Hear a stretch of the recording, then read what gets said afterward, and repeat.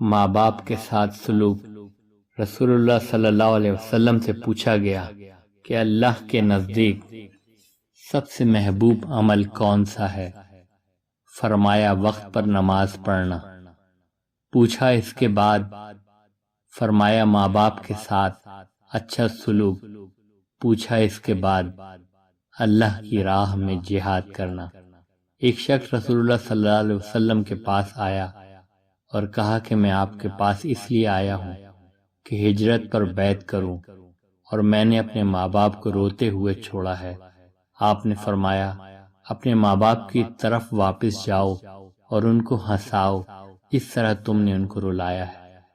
ایک شخص رسول اللہ صلی اللہ علیہ وسلم کے پاس آیا اور کہا کہ میں جہاد کی خواہش رکھتا ہوں مگر مجھے اس پر قدرت نہیں۔ آپ نے فرمایا کیا تمہارے والدین میں سے کوئی ہے؟ اس نے کہا میری ماں ہے۔ آپ نے فرمایا ماں کے ساتھ حسن سلوک میں خدا کو پانے کی کوشش کر۔ جب تم ایسا کرو گے تو تم حاجی ہو، تم عمرہ کرنے والے ہو، تم مجاہد ہو۔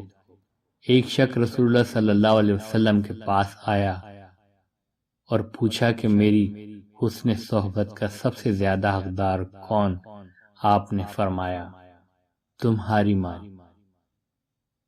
پوچھا پھر کون؟ آپ نے فرمایا تمہاری ماں۔ پوچھا پھر کون؟ فرمایا تمہاری ماں۔ پوچھا پھر کون؟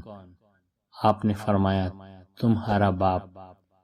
رسول اللہ صلی اللہ علیہ وسلم نے فرمایا اللہ کی رضامندی باپ کی رضامندی میں ہے اور اللہ کی ناراضگی باپ کی ناراضگی میں ہے۔ رسول اللہ صلی اللہ علیہ وسلم نے فرمایا جنت ماؤں کے قدموں کے نیچے ہے۔